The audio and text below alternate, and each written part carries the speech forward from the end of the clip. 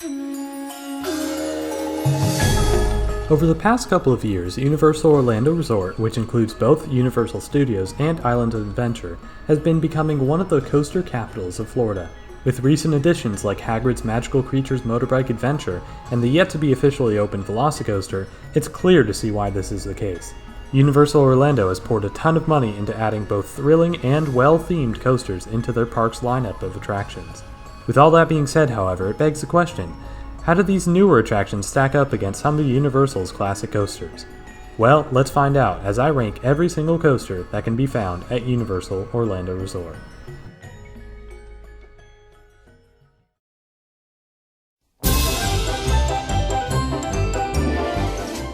What, I did say every single coaster, didn't I? Well, yes, it's hard to really consider this a coaster, but in all technicality, this is a Mock Rides powered coaster. It's similar to the Tomorrowland People Mover at Walt Disney World, strolling around the area with some theming scattered throughout. However, since we're ranking coasters here, this doesn't really have those great elements I'm personally looking for. Theming is one thing, but these coasters also need to be ranked for their thrill. With that in mind, it's hard to put this ride far above any of the other coasters on this list. Oh, and before you ask, yes, I know Pteranodon Flyers probably counts as a roller coaster as well. Unfortunately, I'm not able to ride it because you need a child in one of the seats. Based on looks alone, I'd probably rank it barely above this ride, but for the sake of this list, it's not on here. Now, with that out of the way, let's get into some stuff that's a bit more thrilling.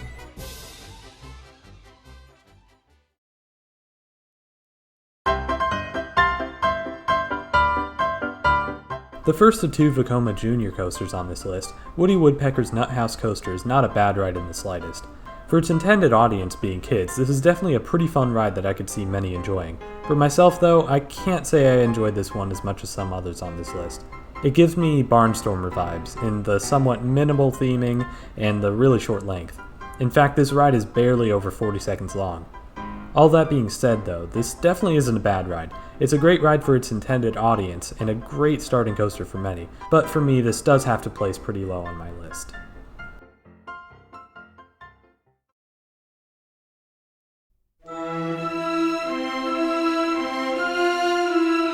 The second Vekoma Jr. coaster, Flight of the Hippogriff, is essentially a slightly bigger Woody Woodpecker. I'll admit I wasn't able to catch a ride on this coaster last time I visited Universal, but based on looks, statistics, and vague memories from when I was young, I think this is a step above Woody Woodpecker. It's slightly longer, with a slightly bigger drop and slightly more speed. It also has better theming, with the ride taking place on a hippogriff flying through some nature and all that. It's definitely one of the weaker rides at Islands of Adventure, and I honestly don't get why they didn't take this one out when building Hagrid, but regardless, it's a decent junior coaster, but not really for me.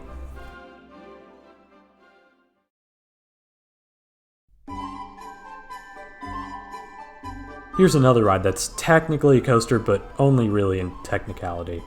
This ride is really well themed, but in the thrill department, it kind of lacks. Of course, the goal of this ride isn't really to be a thrilling coaster, more so to immerse you in the world of Harry Potter. But for that reason, I have to rank it pretty low on my coaster list. The most thrilling part of this ride is the tilt track found at the very beginning, which is much better in the back seat, by the way. Otherwise, there isn't really a ton of thrill on this ride, especially for someone who's looking to ride a good roller coaster. As a ride itself, I'd probably put it above the next coaster on this list, but as a coaster, I'd have to place it here. Good ride, not a great coaster.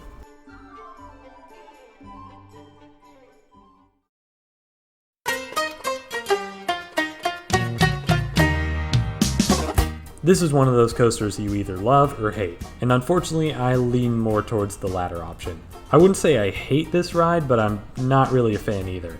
Firstly, the restraints are awful. Not only are they bulky, but they don't really feel secure nor comfortable. They definitely don't staple you to the seat or anything, but they don't really fit comfortably around you the way many other restraints do. I guess I get the necessity considering they fit a screen within these restraints, but I just wish they found a better way. Secondly, this ride just isn't comfortable at all. The restraints are one thing, but I honestly find the vertical lift on this thing really unfun. I think it's due to the seats really, and I feel like if I was held in that position for any longer, it would have almost become unbearable. Luckily, I didn't find the ride bumpy for the most part, as others tend to do, but that might have just been because I was sitting in the front seat on my most recent ride. Finally, this coaster's layout is just not good. The constant brake runs, which is a necessity due to the capacity of these cars, means that it's just always stopping and going and stopping and going. It's just not as fun as a coaster that keeps going and going. I can excuse one mid-course brake run, but when you have 4, I think that justifies some complaints. So yeah, I don't really love this ride. However, the reason it ranks higher than previous rides on this list is that it really is much more thrilling. There are some elements I love, like the non-inverted loop and the near miss through the building. Overall, though, I just can't justify putting this thing any higher on the list.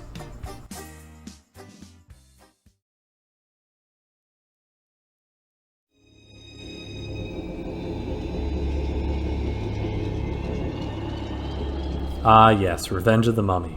Just like an actual mummy, this ride is practically in its deathbed. Thank you, I know. But yeah, considering how much Universal loves replacing old rides, Revenge of the Mummy is likely on the cusp of being replaced. Despite all that, however, this ride has continued to be a fan favorite. From its fun and somewhat comedic tone to the thrills found in the coaster itself. I have to say, I honestly really do love this ride as well. There's some iconic moments along with some amazing elements like the backwards section and launch. It's barely started to show its age, with most of the ride still holding up to this day. This ride and number 3 were an insanely close battle, which really tells you how good this ride is. But apart from that, this is easily my favorite coaster and favorite ride in Universal Studios, and I hope it continues to thrive for another couple of years at least.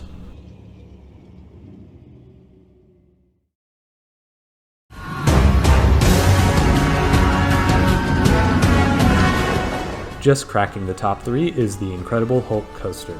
This might be the most iconic roller coaster at either of the 2 parks, and sits perfectly on the horizon of Marvel Superhero Island. It's crazy how much this ride packs in, with 7 inversions, a 40-mile-per-hour launch, and even a tunnel element.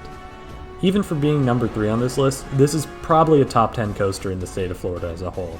However, after the mid-course brake run, I feel like the ride just kind of meanders back to the station.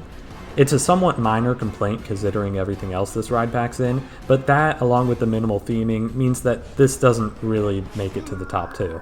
Still, this is truly an incredible coaster that deserves its place as one of the most iconic roller coasters of all time.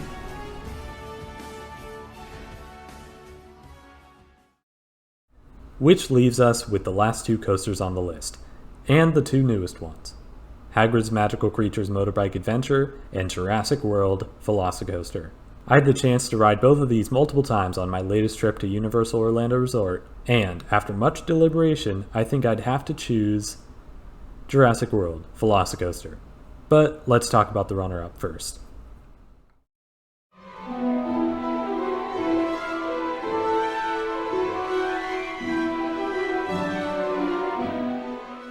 As previously stated, I recently got to ride this for the first time on my last visit to Islands of Adventure. My first ride wasn't really good. There was a lot of stuff that caused that, from waking up at 5 a.m. to not having breakfast, but essentially I did not end up enjoying it as much as I'd hoped. However, my second ride was so much better. I felt much better on that day, but I think the biggest factor that made this ride better was the position I was sitting in. On my first ride, I had the bike seat, but I was leaning back and not sitting on it like, well, a bike.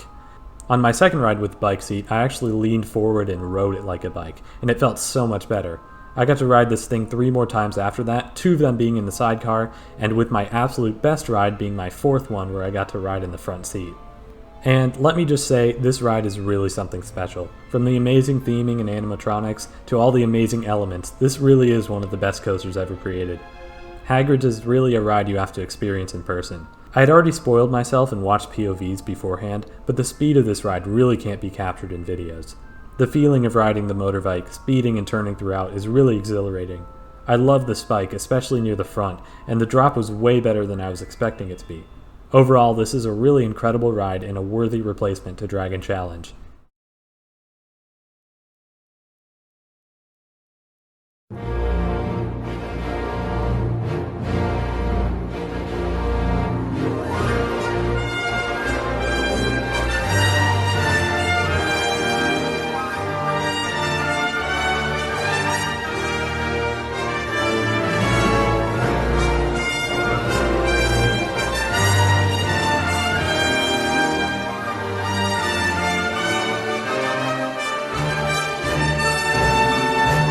Yes, the newest coaster in the park is also the best one. Jurassic World Velocicoaster has been hyped up ever since it was first being built, and even with all that, it has blown past expectations. When I first came off the ride, all I could think about is how much I wanted to do it again. I believe I got the second row on my first ride, and the amount of airtime that was present basically everywhere was absolutely insane. My second ride, which was a middle row, wasn't quite as good, but it was still apparent to me that this is probably my absolute favorite ride in either of the parks. The first part is incredibly well themed, with some nice rock work that provides some good near misses. Part of me wishes the Velociraptors were animatronics, but considering you only see them for mere seconds, I can understand why they aren't. There is so much airtime in places that were unexpected, like coming up on that first inversion and going into the second one. That second half, while not as incredibly themed, is so much more thrilling and crazy. I love the top hat, the stall, and of course the Mosasaurus roll over the lake. Even the turnaround and wave turn, which I was expecting to honestly be kind of boring, was pretty fun as well. If you have yet to go on this ride, which chances are you haven't, I would be careful with your hype. However, I really do believe that the hype was real about this ride. This is an amazing coaster, and for me, the absolute best roller coaster at Universal Orlando Resort.